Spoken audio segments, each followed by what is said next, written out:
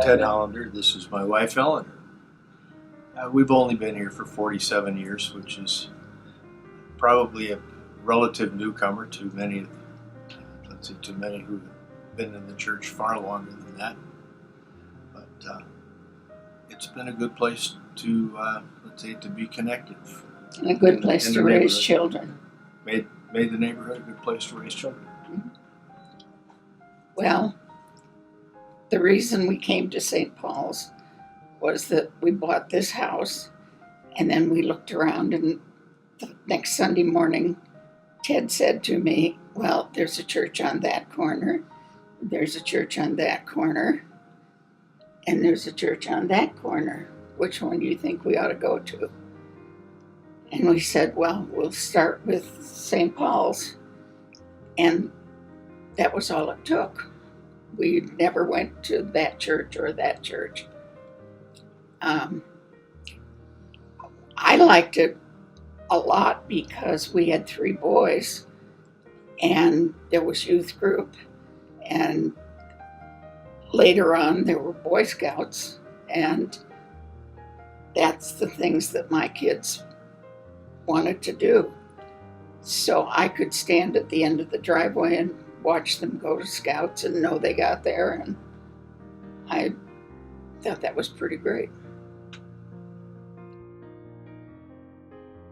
I think that what I enjoyed was the fellowship of like minds, and you saw the pictures of camp, and we enjoyed that first camp. We were 8th graders, 7th, 8th graders, Shirley Hill and I, and that's when June and Paul Whaley were there, and we were right on Lake Geneva and had such a good time and growing process of learning the Bible and how to be a good Christian, that sort of thing.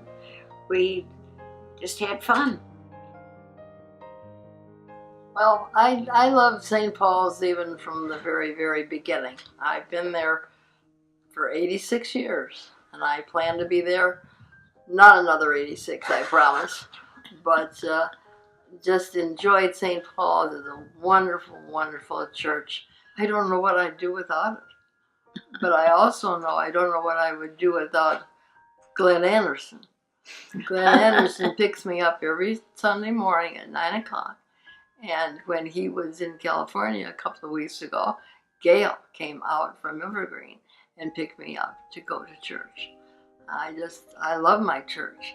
It has changed considerably, but the people, and they're loving. I get hugs, and they know I don't walk very well. I'm not at all. And they bring me my coffee, and during Sunday school.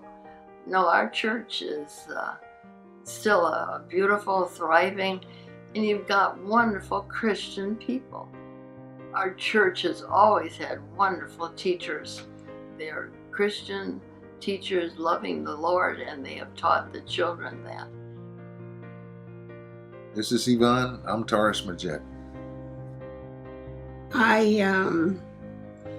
I was looking for a church, even though I had joined a church coming to Chicago in 1972. We moved here, Beverly, in 1982. And I wanted a church that was near home. So actually, we received a letter, and the letter was from St. Paul's. So I said, wow, we're just going to get dressed and go there. Pastor Vandenberg was the pastor at that time. And subsequent to him sending you the letter, he also came by to our house and visited with us. Very often. And Pastor Vandenberg extended an invitation for us to consider to become members of St. Paul Bible Church. And he proceeded with the fact that St. Paul Bible Church would be very receptive. With us being African Americans, we thought that we should give it a try. And so we went and visited, and the people indeed was a small group because a lot of residents had moved out of Beverly, and with the movement in of a lot of Catholic families as opposed to congregational families, St. Paul had lost a lot of membership. So Pastor Vandenberg invited us to become members, and we did. And I must say that it was a thing that changed my life and changed my thinking, because I've always believed that we are of one blood and of one people and of one God. And therefore, I thought it would be a good opportunity for me to really live that out in my lifetime. And I'm always sharing with others about St. Paul's, letting them know that we attend St. Paul's Bible Church. And they said, oh yeah. I said, yes. They teach the Bible. And that is a wonderful thing. I enjoyed it every Sunday. Wednesday night, the women Bible study has been wonderful for me. Just wonderful. You know, I find that I learn new things, but then there are things that are just renewed that I know, and it's just a wonderful experience. Currently, we have a pastor that I think is really doing what St. Paul God wants to happen at St. Paul, and that is the growth and the spread of the word in the community. My stay here at St. Paul, I believe, is continuous, and I'm looking forward to great things in the future.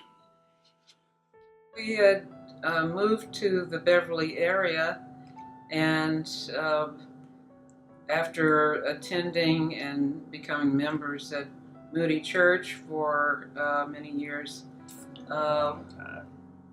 we just wanted to find a church here in the neighborhood where we live. We love it here in Beverly, and from the very first time we attended St. Paul's, we just felt like this is it. It was so warm and friendly, and we just felt welcome immediately. I came to St. Paul's. I was like, this is amazing. The preaching was so strong, you know, in the Word, and I felt, you know, right at home there. But it was such strong Bible teaching, and I couldn't wait to get back, you know, the next week when I first started here, and just kind of continued that. Like, I just feel like you know, I'm just gaining so much, you know, just being at St. Paul's. Yeah, I feel it's important that I continue to do whatever I can do. I'm certainly restricted in many ways, but I feel that I have a responsibility to know that I, just because of some health problems I have, that I don't get down, and let my children know that I'm okay, and that I no question about my belief in the Lord. So that's why I try to get to church, at least get to church every Sunday, if it's possible, and also on Wednesday nights with Bible study, which I need, because now my eyes aren't as good as I wish they were. So I feel that I have a responsibility. Other people will maybe see that, well, if he can do it, maybe I should be doing it too. So I feel like I have a service, even though it's extremely limited.